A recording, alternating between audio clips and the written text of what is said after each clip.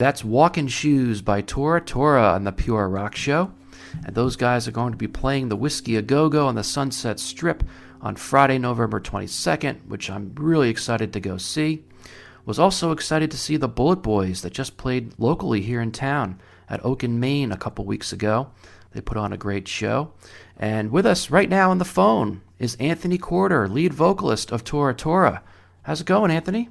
Hey, Mark. How's it going, man? I'm so excited to talk to you, man. Thank you so much for having me on the show. I'm excited, man. My pleasure. This has been 30 years coming for me. But before we get started, just out of curiosity, you ever cross paths with the Bullet Boys in all your touring days?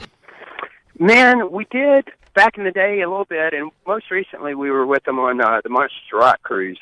Oh, nice. Mark was out doing some shows and stuff, so we'd love to do some shows with them. They're amazing. Of course, we were fans like everybody else when they were first starting out and seeing them, and they just have a ton of energy on stage. Great songs, man. Yeah, I mean, we're fans. Doing the Monsters of Rock thing is pretty wild. You see so many great bands, man. Everybody from them, the Kicks, to Tom Kiefer, Extreme, Tesla. I mean, we're fans too, like everybody else. We love seeing the shows, and it was just awesome. But yeah, they're great guys. Yeah, I was really impressed with it. Like you said, the energy of Mark. I was like, I hadn't really thought about them in a while, but he really impressed me. And their cover of Rock Candy, did you ever hear that before? It was on the Wayne's World soundtrack. We'd heard it before. Yeah, mm-hmm. One of my favorite songs. You guys ever play a Montrose song? You ever cover them? Man, you're gonna laugh. We did. I Got the Fire. You remember that song? Of course, that's one of their best. Man, did you record that anywhere? Yeah. Is that available? We never, I don't know if we have that. We may have done it years ago in the studio, like just kind of demoed it up, but we used to play it live. When I first met Keith and them, it was pretty crazy. They were already playing together. John and Keith had played, the drummer and guitar player had been in a band together, and Patrick knew them. He and Keith had grown up together. They probably known each other since they were 10 years old or something. I mean, they've known each other their whole life. Wow. And when I bumped into them, they were a couple of years older than me. We were all high school friends. It's all the original guys now, We've been together and knowing each other for about 30 years. And but when I first met them, I was super nervous, man. I went over. Patrick bumped into me and told me they were looking for a singer. Patrick and I went to the same high school, and John and Keith went to the same high school, and we were all based out of Memphis. And he just mentioned they were looking for a singer, and I was kind of knocking around in a little neighborhood band. And I went over, and the guys in the band are a couple of years older than me. And they had some recording experience. They played some shows, saying I was brand new and nervous, and I went in and took an acoustic over there and kind of, I guess, tried to do some kind of singer-songwriter stuff. I played an Eagles song or something, and they went, "Man, that's awesome, but can you do some Cheap Trick or some Aerosmith or some ZZ Top?" Nice. And they just started naming off these songs, and we just dove in. And from the second that we played together, we just felt like that chemistry was there, and it was something kind of cool about each person, their instrument, and how we sounded together. And we were young and little and trying to figure it out, but we were kind of just a rough garage band. But all those songs bring back so many great memories, man. That I Got the Fire, and we did I Want You to Want Me. We did. They were freaking playing 2112 when I went over there. Keith had 2 amps set up across the room, so I did the dan dan dan dan dan. It goes across. That is impressive. The amp and all that kind of stuff. Sure. And so they love Rush, and Patrick, our bass player, is of course a huge Iron Maiden fan, and they love Judas Priest, and they kind of corrupted me. I was kind of like a little hippie acoustic player, and they were kind of heavy metal, and I kind of had a little bit of a blues flavor to my background. I'm from the Delta down in Mississippi, so I kind of guess I brought that element to their rock stuff, and we just said, "Hey, man, I think we were on something. It kind of sounds cool," and we were just lucky we all kind of landed at the same place at the same time. Yeah, well, you answered my question before I could ask it, right into the history of the band, which is great. I mean, I heard about you guys right in '89 when Walking Shoes was released. I don't know if I saw it on MTV or heard it on the radio or something, but right off the bat, like that's what I was into and still into, just the hard rock, blues-based stuff. You know, you guys at the time, Badlands, Tesla, there were so many bands that were doing really great stuff. You know? Man. That freaking Ray Gillen, oh my gosh, he was such a great singer, man. Oh my God, we love that record. Yeah, both of them, exactly. The first one in the Voodoo Highway. I mean, he was just an incredible vocalist. You know, we were just inspired by a lot of those people. I mean, definitely the classic rock stuff. You know, Aerosmith, and of course, I loved Zeppelin and Janis Joplin.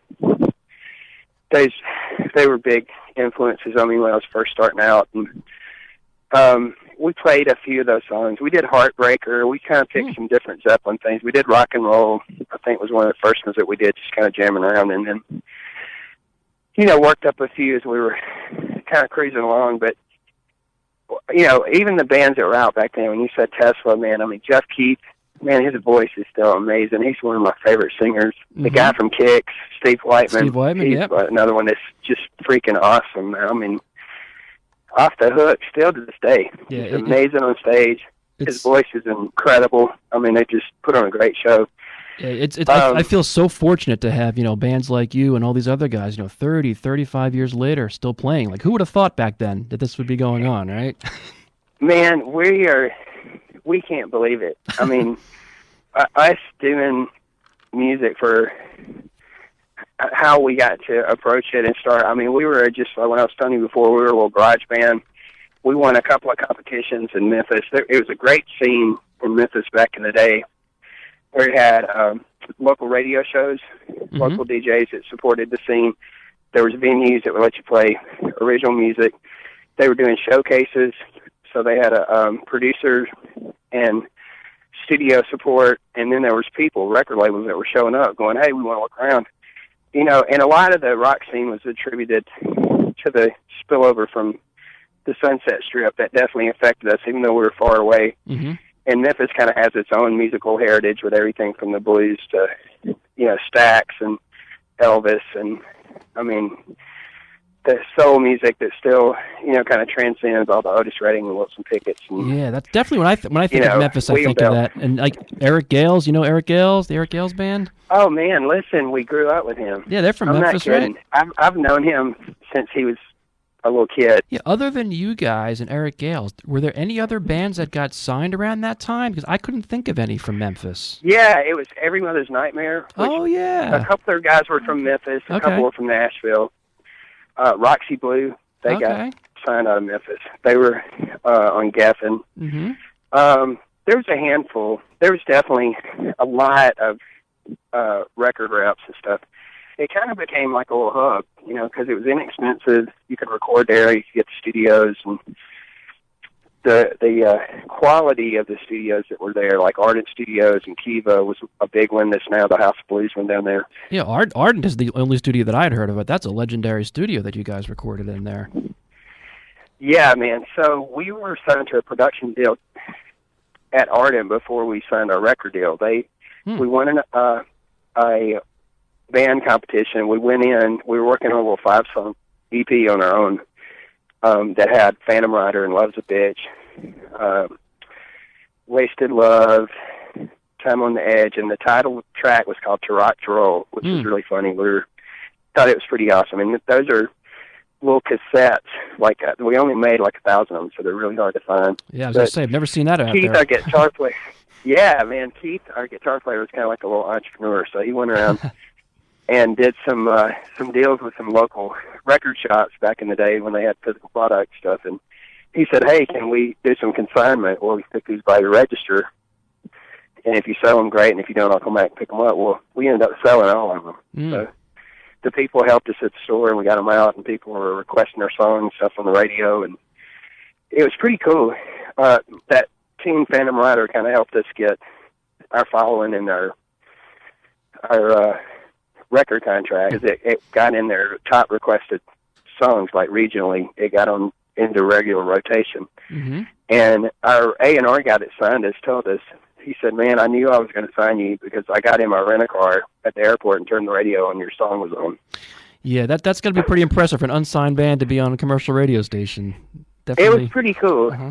There was just, when we think about it from the standpoint we're at now, when you were just saying it's so cool to be doing this like 30 years later, is we think about all the people that helped us do it. I mean, it takes a village, man, for you to do this in the music industry, the relationships that you build and the people that champion you when you don't even know it, and you're busy fighting battles and there's somebody else who's out there putting out some good words for you. Yeah.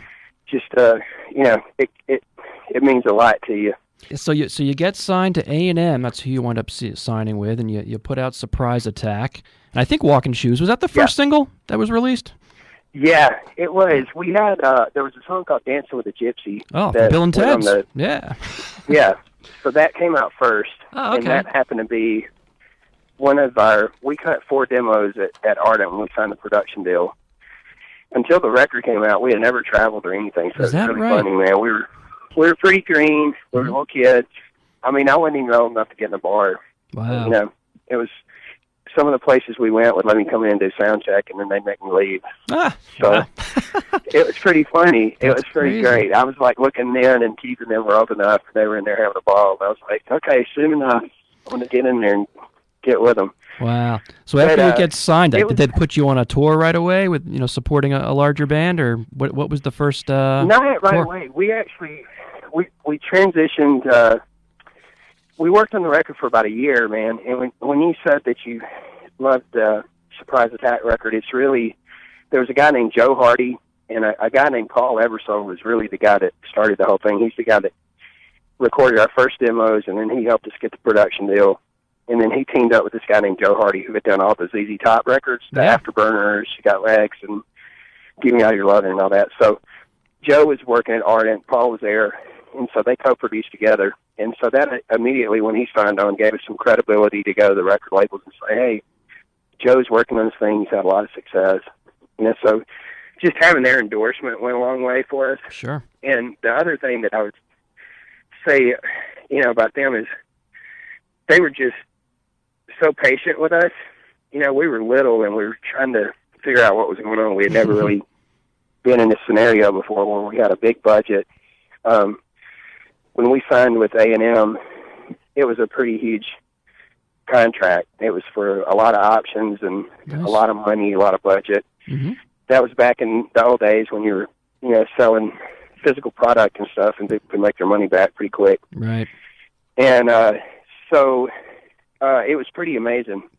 They just got in the studio with us. They worked on us. We tried all kind of amps. I mean, every kind of amp you could think of, every kind of drums. I mean, they changed heads on drums. We tried different mics when we singing. And, we just took our time. We kind of crafted that record. And a lot of it was Joe and Paul just helping us, kind of find our way around in the studio. This album still holds up. I still play tracks from this on the show all the time. I played 28 Days last week, actually. I still love this album as much as I did back then. So proud of it. It's just, it just brings back a huge smile on my face every time I think about it. Just all the hours that we spent in there, the rehearsals that we did, it was just such an amazing experience. And the guy, John Fry, that owned Ardent Studios, was kind of like a father figure to our band. He was, he had produced all the big star stuff, and then he kind of took a back seat. He got away from actually doing the production part and just started running his studio.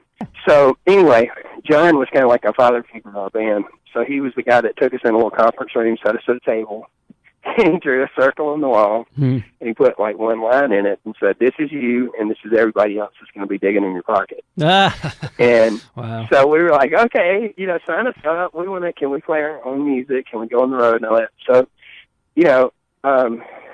until he passed away about 4 or 5 years ago, every decision I ever made in my life from the time I was about 16 that had to do with the entertainment industry, I talked to him. Wow. And no matter what he was doing, no matter how busy he was, he would take 5 or 10 minutes to talk to me, just about, I don't know, the different crazy job things that I would be bouncing around. I mean, I was working at record labels and working in music publishing and teaching and doing all kind of crazy other stuff outside of music. So I would always call him and go, okay, this sounds crazy, but I really think I want to do this job at this record company. And, you know, he would go, all right, let's sit down and think about it. How's this going to, you know, affect you and all that kind of stuff. So he was just a great dude, and he lived it really in front of us. We were pretty crazy and pretty wild, you know, when we were younger, and he would just kind of keep us in line. Nice, you know? nice. His little saying was, if you could just behave for a minute. Heard that a lot, huh? We were full of a lot of crazy adventures while we were there. We drove them nuts. If we weren't on the road, we were down at art, you know, recording or breaking in or talking to them and busting in their meetings, and you know, just wanted to enjoy being around them.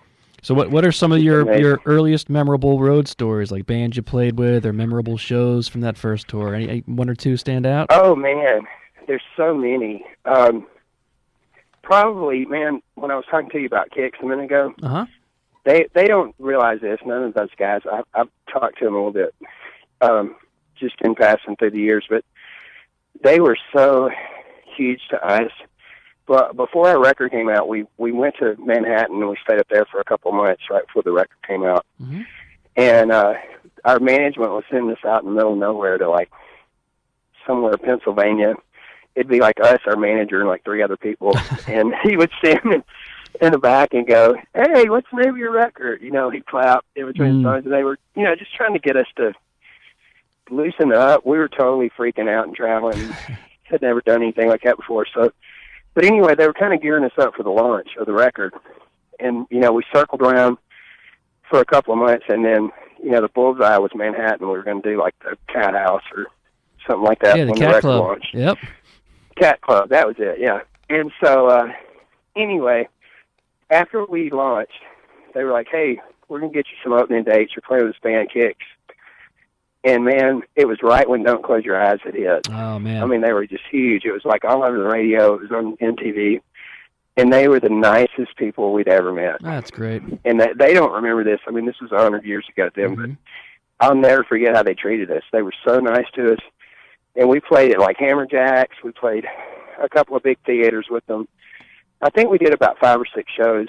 But because of them and because of us being related to them in some capacity, it gave us credibility in front of the audience. We could go to those same venues and we would sell out. Do you remember, And because back then I was in that area too, and I seem to remember I got a ticket to see you guys in Kicks at Lemoore in Brooklyn. Does that sound familiar? Yeah. Yeah. It does sound super. So our managers back then owned Lemoore's. Oh, the Loud and Proud guys managed you? Yep. Oh, yep. wow. Mike and George Parente, and there was a guy named Richard Sanders who ended up, he left management and ended up going in the label business. And he's the reason I live in Nashville now. He helped me years back get a job at RCA. He was running RCA in New York, and I actually moved my family here to Nashville to work for RCA in Nashville. Oh, cool. So, but anyway, yeah, when you said Memorials, it brings back so many great memories. When we moved to New York, we were staying out on Staten Island, and we drive into Brooklyn every day and rehearse. And then whoever the bands were on the weekends, we would go and open up for them. And so we did a bunch of shows at Lemoore. It's one of our favorite memories. Oh, that's great. Of just growing up. You know, we kind of came into our own up there, and you know, I just think about it, man. We were, it was like 7 of us that left Memphis. There's 4 guys in the band, and we took like 3 of our best friends, our crew guys. And so it was like a little group of Vikings. You know, we were in a 15-passenger van. We crammed all our stuff in it. We took off from Memphis. We didn't know anybody or anything, and just went to New York. And I remember getting out of the van one time, and there was these little kids, you know, knocking around the streets or whatever. We got out, and this little guy turned around and goes, "Look over there. This guy thinks he's freaking Bon Jovi." You know, he's like 8 years old. He's trying to pick a fight with me. We're like laughing, you know. We're going, dang, man, it's going to be a little different up here. You know, it's going to be a little bit tougher crowd. Not quite as polite as Memphis, most people, or a lot of people. No, it was funny. I mean, it was fun. They were just funny. They were just, you know, a bunch of old kids running around the streets. But, yeah, we knew we were in for an adventure. But, man, we had so many great times. The Northeast is kind of where we cut our teeth. And I think we were touring down the East Coast, and Walk and Cheese, the video had come out. And back in the day, that's when you used to call in. They had a countdown. and we didn't know it, but our song went to number 1 on the countdown. Get out of here. We were here. out like in Florida or somewhere. And so we came out and thought we had been robbed. People had like wrote on the van. They broke the antenna off. They stuck stuff on it. I mean, it was just. We said, "What is going on?" They said, "Man, did you not know your song is on MTV right now? Wow. It's like on the countdown." It was crazy. We were little kids and just rolling down the road. But after that single, we stayed out for about 2 years on that one song. I mean, we let out "Guilty" and "Phantom Rider" as kind of backup. Mm-hmm. Did you ever open for a band like in an arena level, like out of the clubs? Because I don't recall back then. We did. Mm-hmm. We toured with. We did some theater dates. Was one of our favorite tours was Dangerous Toys and LA Guns. And we were doing like 2,000 seat theaters. Wow. And we kind of had the southern thing going with Dangerous Toys right away. Mm-hmm. And what was awesome is we started off, I think we were in like Dayton, Ohio or somewhere, and somebody came by and they tapped on the door and they said, "Hey, everybody's going to meet in the lobby at like 7 o'clock. You know, we had just pulled in, and we said, okay. And we said, we didn't know what to expect, but we went down there, and all the LA Gun guys were in there, and they just said, "Get ready, man. This is going to be the craziest 8 weeks of your life. This is going to ball." I mean, they were already out and kind of had been touring for a while, and, we kind of had the road down. And but they treated us so well, and the Dangerous Toys guys, we ended up, riding each other's buses and just pillaging places, man. We went through and just went freaking crazy. They were just, I still talk to Jason. I just talked to him like a month ago. Oh, nice. We still talk to each other. He's a great singer. That's another guy he's still, his pipes, he looks exactly the same. He hasn't changed a bit. He's amazing. Nice. But they were great. But when you said arenas, I think, man, my favorite memory was the first time we ever did one was, we played with Bonham and the Cult. Bonham and the Cult? And we were on the tour. Yeah. It was that was on our second album. It was for it was the end of the first record. It was before we went in to record the second record. Okay. But we were at the Houston Summit, and I walked out on stage. We were the opening band, so people were still kind of filtering in, it wasn't all the way full, but the lights went down, and you just heard this, like people just going crazy, and I went, "Oh my God." I mean, I could just feel my stomach, just doing flips. But anyway, I walked out on stage, man, and the spotlight hit me, and I was just like, "Oh my God, I want to do this the rest of my life." I was just like, "This is it, man." I'm like addicted to this feeling. I was scared to death, but at the same time, I was like, "This is like the coolest thing." That's so cool. It was just such a cool feeling. We were looking, I could see people kind of coming in at the back of the arena, kind of, they were like ants, just coming down the steps and all that kind of stuff. But it was just nothing like it in the world. We loved it, and they were nice. It was kind of a weird tour because we were the only Americans. Like the whole crew and everybody was from England. Yeah. So in the arenas in the daytime, while everybody's sitting up, they'd have soccer goals set up and be running around the arena playing soccer and kicking. And they had Matt Sorum was the drummer back in, so he was American, so he would come and hang in our dressing room every once in a while just to hang out and have a beer with us. It was a really fun. We had a great time.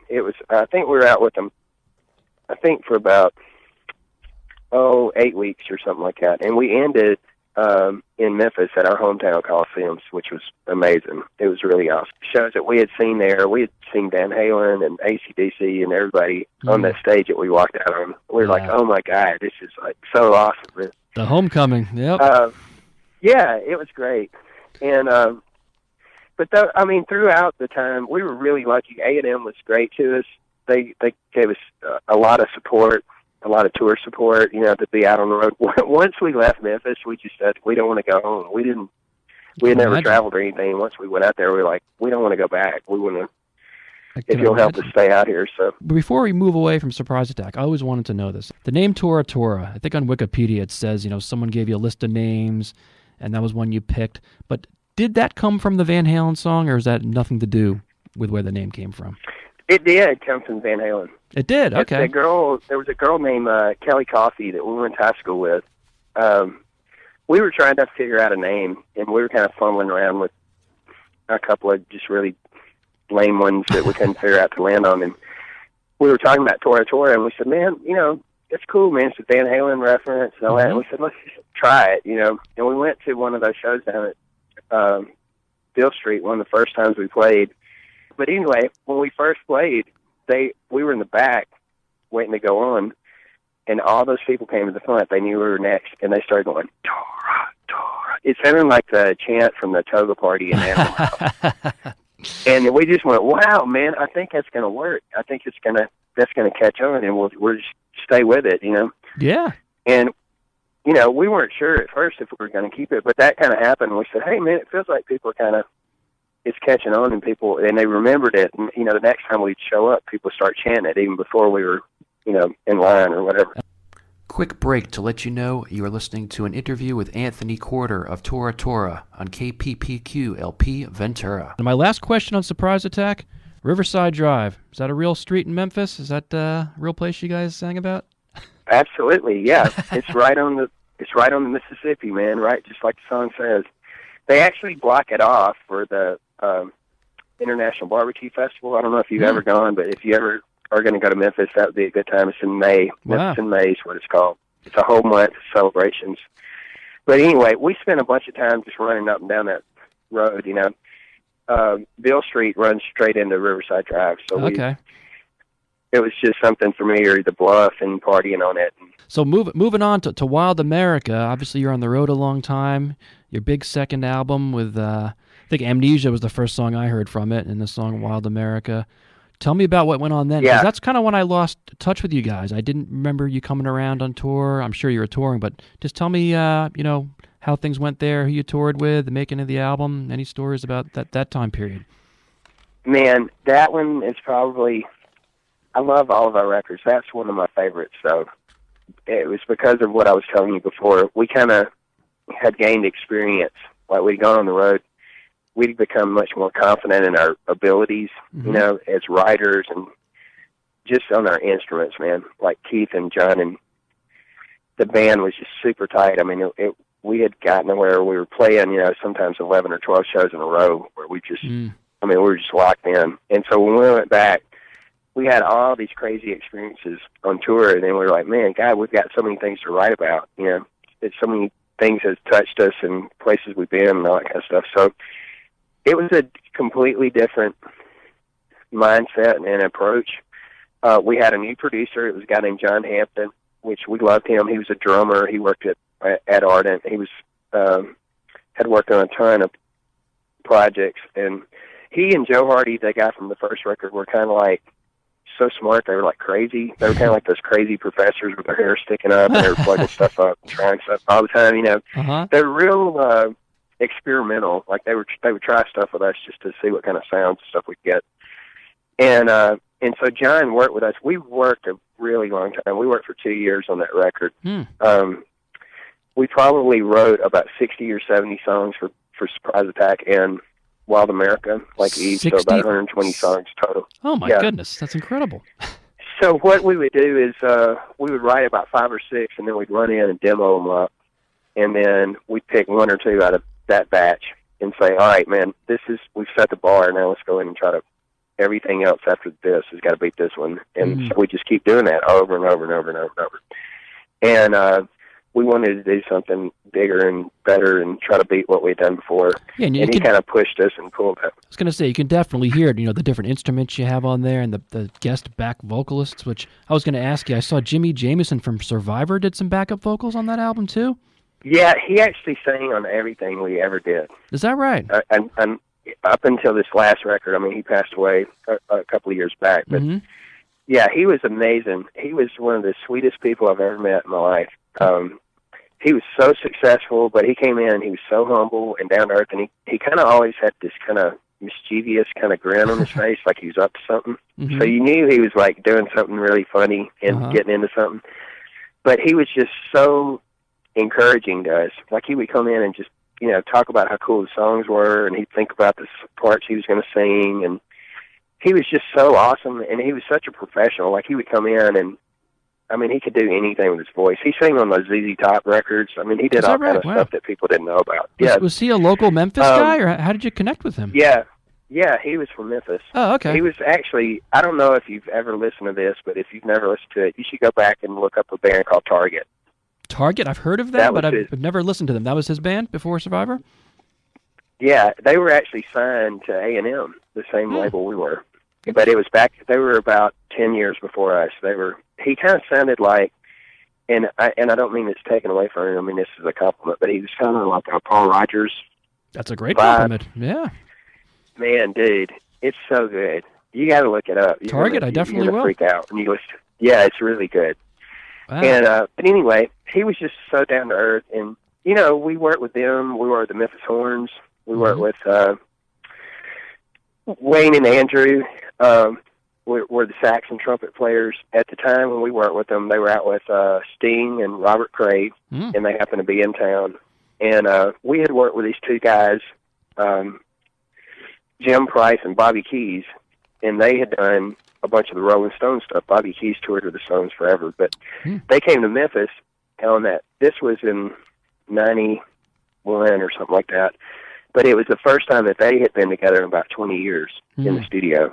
And they wrote this fantastic, I mean, incredible, charted out this horn part for those songs. But once we recorded it, we said, oh, my God, man, if we do this, we're going to have to take a horn section on the road. Yeah, that would have changed and the whole... So they said, well, hey, yeah, that would have changed the sound a little bit. But we were considering it, and they said, well, hey, man, the horns are here. The Memphis Horns are here. Do you want them to come in and just do an alternate take or something? And we could ask and see if they're available or whatever. So they ended up coming by that little pink house I was talking about. And, man, when they walked in, we felt like we had known them our whole life. I'm not kidding. They walked in, and they were telling us the stories about Stax, you know, about being with Otis Redding. You know, it was a time when it was different times in the world. The civil rights movement was going on. They were a mixed group of people that were traveling around in a car in the South, you know. And I mean, Wayne was just like so down to earth. He was like, man, dude, I'm a guy from Arkansas. I'm a trumpet player from, and when you think about, they had played on like 300 number one records right by the time legends that we met him. But he was so down to earth. He was so humble. He didn't have any kind of arrogance about him. He was just like the most down to earth. I mean, we just loved him. And they were really funny, man. They, you know, they told us stories. They told us some of the serious side about, you know, being multicultural and, you know, they were hungry and couldn't pull the car over because they were scared somebody was going to jump them or something, you know, for riding around together. But the funnier parts were, I was talking to them at the rehearsal and stuff, and they go, hey, yeah, I need to slip out and get a breath of fresh air. You know, and they said it once. I didn't think anything about it. Well, they did it about 2 or 3 times. And I went, breath of fresh air? I need a breath of fresh air. What the hell's going on? You know? And so I walked out there, and they were getting a little sip of something. And they were out in the back of the building, and I said, hey, what y'all doing? And they said, oh, man, we just ran out. And I said, that's okay, man. Y'all get in my Jeep, man. There's a store right down the street. I'm going to go with you. And so, man, I was probably 22 or so. I just thought I was the coolest thing, man. I walked in, they got them a little something. I was like, I'll take whatever they get. You know, and I got mine and put it in my back pocket. I just thought it was the coolest thing in the world. And they got real tickled, of course. They thought it'd be real funny. Amazing experiences. And that's like, you know, being a Memphis band, you had opportunities like that where if you were some LA band, things like that never would have happened. You know, that was your uniqueness, you know? Yeah. It was kind of wild. We loved being with A&M, but we never really made the leap. You know, I guess it was because we were tied to Ardent. We had just kind of made an agreement with them. We said, if we're recording, we're going to come here and record with y'all. And for everything we did for those 6 years we were on A&M, we went there. Did you feel any pressure for Wild America? Was the record company, you know, telling you to do this and that? And, you know. Yeah, I mean, a little bit. Surprise Attack had done really well. And, It kind of was in a transition period for A&M. They were selling the company. I don't know if you knew any of the history of that, but they sold the company right in the middle of our record to like Polygram or somebody. So all of our distribution changed. All of our reps, you know, around the country shifted territories and all that kind of stuff. So that kind of had a little effect on the momentum of Surprise Attack. And then around 92, when we were coming out, you know, the grunge stuff was starting to happen. And so that kind of was playing in. They had signed Soundgarden. But they were actually on A&M before we were, but they were kind of starting to take off. And it was before, like, Black Hole Sun or whatever, but it was one of their Louder Than Life or one of those records that was out. Yeah, Bad Motorfinger, 91, I think, Bad Motorfinger. But yeah, I think that's the one I was thinking of. But I think there was a little bit of pressure from A&M. I think it was our release dates were kind of iffy. They were trying to find where to line us up where we'd have the best, chance to be successful. We didn't know all this. I mean, I'm talking to you like from hindsight look. Back then we were kind of just in the midst of everything going on. We didn't know. Sure. But I think they were trying to line us up for the best success. And they had a lot of people. They had Janet Jackson and Sting and Bryan Adams. They were spread out all over the place. Mm-hmm. So they were trying to place us in the right place. But I think a lot more of the pressure was just from us on ourselves. Mm-hmm. We were saying, man, we've had some success. We got to, we've set the bar to a certain place that we got to do it. And I think from a song-wise and recording quality and all that, I feel like that Wild America was really strong. But as far as the release and everything, it didn't perform as well as Surprise Attack. We did mostly headlining club dates. Mm-hmm. We told them, we said, hey, if you will help us, we'll just go do our own headlining tour, and we'll just take off. I think we started in, like, Hickory, North Carolina or something like that, and we did 2 days rehearsing in this venue before we even did the show. We, went out and set up and had the PA and all that stuff there, and got ready, and we said, hey, we're just going to do it the boots on the ground method. Let's go out and just shake hands, and let's build our own following, and we won't do it. We won't do package deals this time. We'll just go out and start doing it. And they got us through that whole tour. I mean, they put us out. We stayed out on the road. We worked, and we played, man. We were super busy. We played a lot for that Wild America record. Did you ever play with your label mates at the time, Extreme? Did you ever do a show with them? We did. Maybe it would have been some kind of festival kind of setting, but we never did any kind of package thing where we went. I mean, they were exploding. That was when More Than Words had taken off.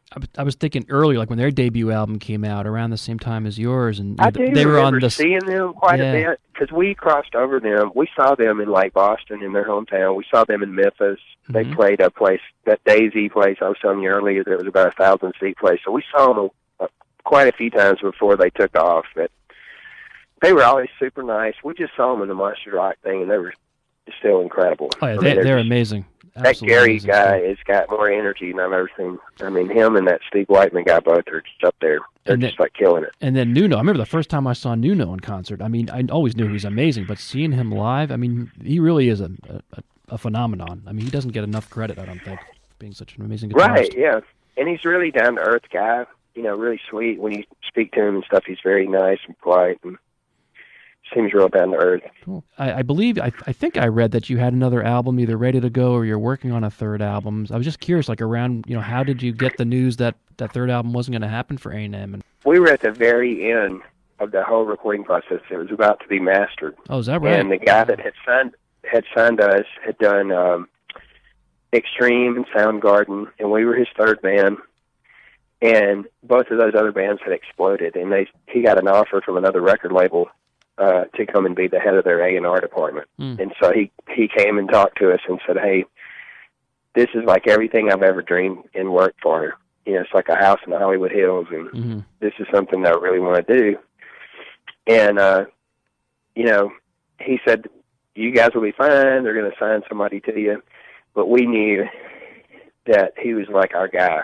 He was kind of our voice in the corporate wheel. So we knew it was going to be a change, and we had this person show up, and we could just tell that it was a possibility that things could kind of shift. And as hard as it was at the time, I think everything happened the way it was supposed to. It was pretty devastating at the time when they said, hey, we're going to put your record on the shelf for a minute.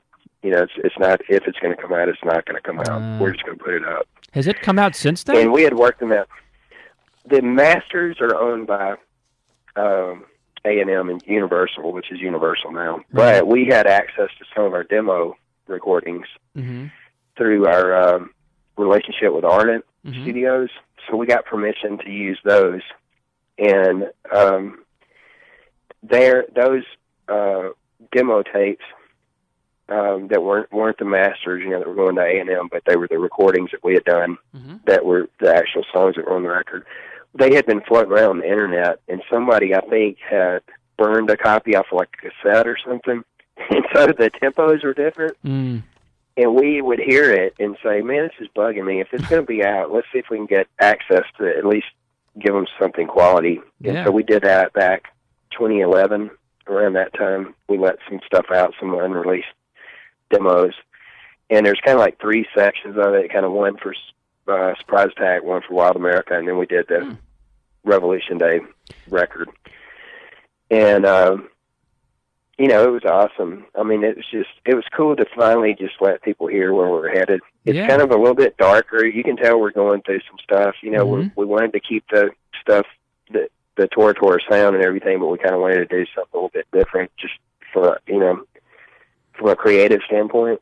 It was hard. That was a big one when we kind of hit the brakes on that, because we went from being like really busy to like the phone just turned off. It was like somebody just unplugged the phone out of the wall. Yeah. And it was like we went, wow. Unfortunately, it's a common story from a lot of bands around that time. Like you said, you know, the taste changed, which I was in at the time. I mean, I love the new stuff, and I still love this stuff. I didn't know why the record companies felt it has to be one or the other, but that's kind of the way they acted. Right, yeah. Well, you know what was so weird is we played some shows with Alice in Chains before they, like, busted out. We were in, like, Spokane and Seattle and up in that area. And we just thought of them as another rock band. Yeah. I mean, we didn't think grunge or, you know, this kind of music. We just said, hey, man, this is another kick-ass. This dude sings his ass off. The guitars are awesome. Yeah. They were super nice. We stayed, you know, in touch with them. We would see them in L.A., and we saw them when they came to Memphis. And, they were just down-to-earth dudes, you know, just making killer tunes. Yeah. And, but, yeah, it was just, I think that was more of a corporate, you know, kind of higher up people at that just said, hey, here's a whole new, you know, market section that we can sell music to of people that we haven't tapped into. Totally. Yeah. It's funny you mentioned Alice in Chains, because the first time I saw them, they were opening for Van Halen. I mean, you don't get more, you know, mainstream rock than that. You know, and it's kind of funny. You think about it now. You think that the term grunge, you know, Alice in Chains sounds nothing like Pearl Jam or Nirvana. Like, they're all so different. Just the fact they were all lumped into that term was ridiculous, you know? Yeah, and think back to the people that influenced all of us. They were all different, man. Aerosmith was different than Cheap Trick and Pink Floyd and, you know, whoever it is that you know, there was room for everybody. We didn't think anything about that. And I get a lot of questions about that, you know, now when people are catching up with me, did you think anything about the grunge dudes and all that? And we really didn't, you know. It from a business side of it, we got hurt, you know, because it was just, the format shifted. You know, it was a certain sound that people were looking for. And I think it was just a lot of the bands right there at the end, you know, by the time we were coming along, a lot of them sounded alike. A lot of the production sounded alike. A lot of the actual parts and songs and stuff were similar. And I think when those other people came through, it was just such a breath of fresh air. It was like, man, dude, this is raw. It's not arena, you know, times and reverb and all that stuff. It was just raw. It was, and I remember that time, because you're exactly right. You know, I was working at my college radio station at the time, and you'd get all, like, you know, these commercial metal bands that, you know, had the same, you know, drum sound and everything you said, all the layered synthesizers, and so overly produced, which you were not. That's why I loved bands like you guys, because it was just real instrumentation and none of these silly gimmicks that sound so dated like a day later. Yeah. Well, we tried to stay to that, you know, and we've always kind of kept or tried to keep ourselves in that being true to us thing. We're just like, and when we did this last record, we were kind of like everybody else. We didn't know what was going to happen. We were kind of like, man, you know, we're not going back and grabbing any material from a long time ago. This is just, we're going to walk in. And we did it exactly like we used to do it, man. We went and found a poster board, and we stuck it on the wall, and we drew lines in it and put fake names of the songs on the thing, and we said, okay, we're going to just check this off. Let's do the arrangements and the lyrics and the solos and the, you know, everything. We just woodshedded. You're talking about the new album Bastards of Beale on Frontier Records, and all the original members on this album? Yep, it's all original. We didn't know what to expect. You know, we had been playing some one-off shows together, and we're real close. We stay in touch with each other, but as far as new material, we didn't know where we were going. And as soon as we walked in, man, like, everybody hit their instruments. And it was like, I closed my eyes, and I was like, I smell stale beer and cigarettes. This is awesome. I mean, I thought I was freaking 18. I'm not kidding. I was like, oh, yeah, I remember this. And so it was just so fun. It was so creative. We came up with a whole big chunk of musical ideas, and we sat down and we said, let's write this thing. And really, honestly, all the people, all the fans, and people that had supported us through the years wrote this record. Like, we thought about all of them, man. There's a song called Rose of Jericho. That's a song I've been playing. Rock and roll. Oh, yeah. It says Rock and Roll Ain't Dead Yet. Well, that was the original title. And we just started thinking about all these people. So the characters in that song are actually a bunch of different people that we kind of morphed into these concepts for these songs. And so that one, the song Sons of Zebedee, about community, about people not judging each other. It's about we get together and you forget about everything else, man. You forget about, your money problems or your health problems or whatever that thing is that's weighing heavy on you. When we get together, it's like a family thing. We're seeing all these people and we're in this moment together, and we don't take that for granted. We just feel so lucky and blessed that we get to do this after all this time. And so all these songs, they all kind of have backstories, every song on the record for the Bastards Bill record. But we got the title from, there was a lady that came to Memphis in the early 90s, and I think her name was Sherry Sloan. I'm maybe missaying it, but I think it is Sherry Sloan. And she wrote an article, and she called us the Bastards of Bill. Okay. And so we said, hey, man, we went back to that. It's catchy. And said, man, that's kind of funny, man. Yeah, well, we just thought about it. We just, Bill Street means so many different things to so many people. When I was talking to you earlier about from a historical standpoint, the musical heritage of Memphis, just everything from W.C. Handy, the trumpet player, that wrote Bill Street Blues and all that kind of stuff, to all the way up to, Freddie Lewis hanging out, to B.B. King, freaking Bobby Blue Bland, to into Stax, Otis Redding and Wilson Pickett and William Bell and all those people, to Elvis, all these different things. They were a part of what was going on. And so when you say you're from Memphis, it means something to people outside of Memphis. They conjure up this image of what they think it is, And so we were thinking about it, and we said, well, man, we've kind of taken that and done our own kind of like spin to it. We want to give the credit to the people that came before us, definitely, but we've kind of taken it, done something of our own too. And I'm definitely, man, influenced by blues big time, just from being in Mississippi and stuff. It's just kind of ingrained in you, growing up in that part of the country. But I don't know. I think it was the one thing that kind of separated us from everybody else back then, of all the people that we were fans of and all the singers and musicians and stuff. We kind of had this one thing. I think it was because we kind of stayed self-inclusive, kind of in that little bubble that we were in. We kind of stayed there and stayed true to how we wanted to do it. So yeah, and the new album, it stays true to your sound. I'm telling you, it's like right where you left off. I was so impressed with it. I'm telling you, I was like, this could have been the follow-up. We were hoping that people would like it. We loved it. We had the best time recording it. I'm not kidding. The smiles and laughter and all that are just the images that got through my head. We were just so excited to be in there together again. And we cut the record pretty live because we were in such a time crunch. So the band was out in the room live, and I was in the ISO booth, like, looking at everybody. And the first song on the record is the first song that we recorded, Is that right? Sons of Zebedee. We just walked in and we said, 1, 2, 3, 4, and we just went straight into it. And it was just like, oh my God, it's a couple of clicks quicker than we had played it, but we were like, you know what, it feels good. That's like how it's supposed to feel, so let's just keep going. We've got some surprises coming up.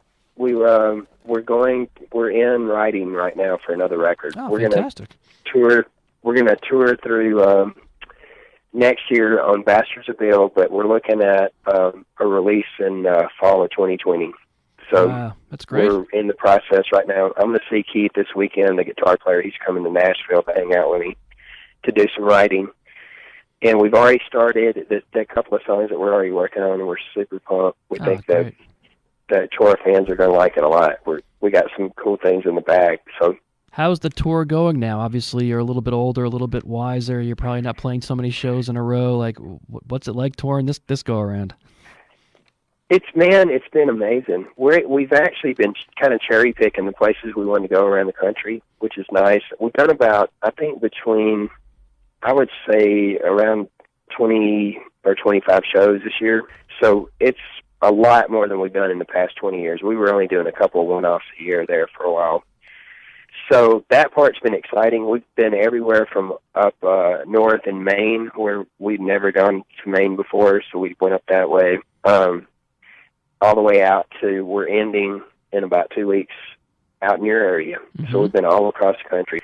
It's just been amazing, man. We've been seeing a bunch of our friends. It's kind of funny. I was saying it's kind of like family, because it's kind of like a family reunion. We bump into people and they go, "You don't remember me?" And I go, "I actually do remember you. Wow. I just saw you like 5 minutes ago, but it was actually like 20 years ago." And both of us have like been really doing a lot of stuff since then. But it's just so fun. People are showing up. They're singing the words. They've got our T-shirts on. They've got pictures. We've seen so many funny things on the road.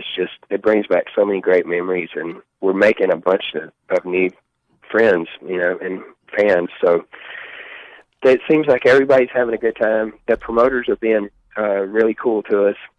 Everybody's been great, man. It's just been really fun, and we missed this so much. It was such a big part of our life. Mm-hmm. And, just being totally transparent with you on the phone is, when I was saying I think everything kind of happened for a reason, is we kind of all stepped away to raise our families. Mm-hmm. We all have, 2 or 3 children, and now they're all up and kind of independent and have their own agendas. We're not cool anymore. They don't hang out with us.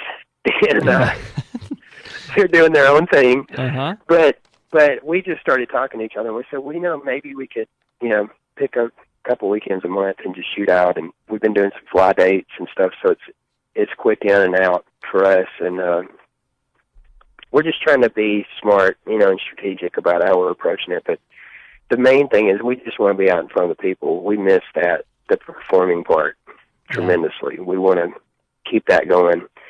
And now that we've kind of stepped back into it, it's just like, that's just giving us more drive. We're like, oh my God, okay, I want to do more shows next year, so let's get busy. Where are the places we're going next? So we're super excited. We know we're headed out west for the end of this year. We're going to do a big show in Memphis for our 30th anniversary. That's in December. Oh, wow. For Surprise Attack, mm-hmm.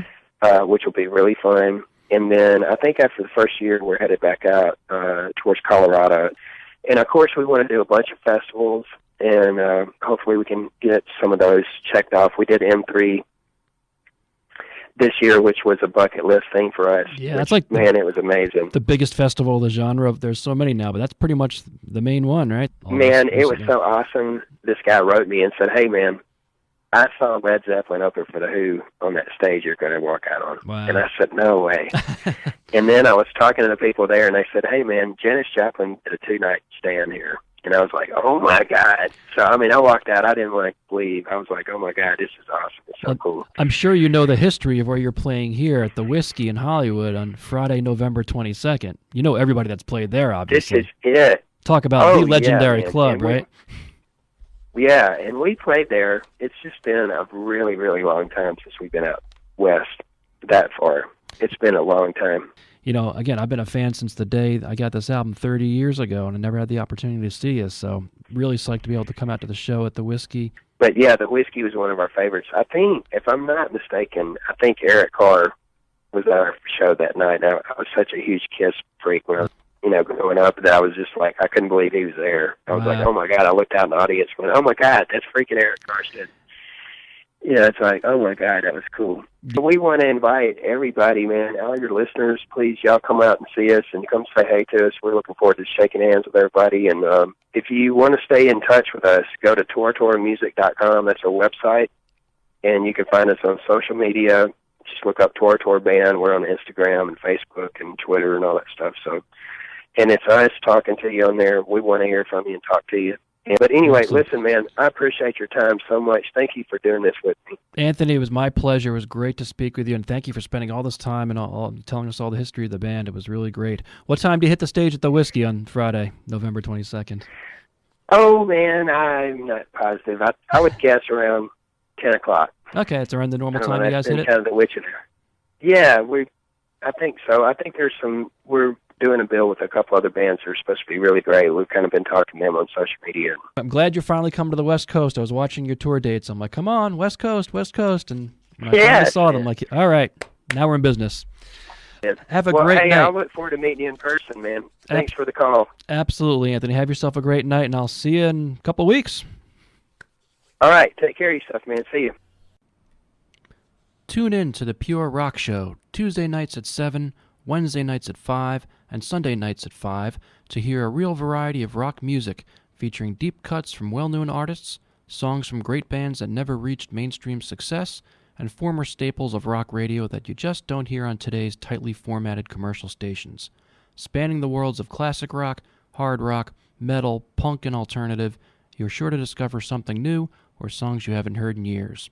Local concert information, interviews, and the closing cover song of the night are all part of this jam-packed hour of pure rock on KPPQ LP Ventura, Tuesday nights at 7, Wednesday nights at 5, and Sunday nights at 5.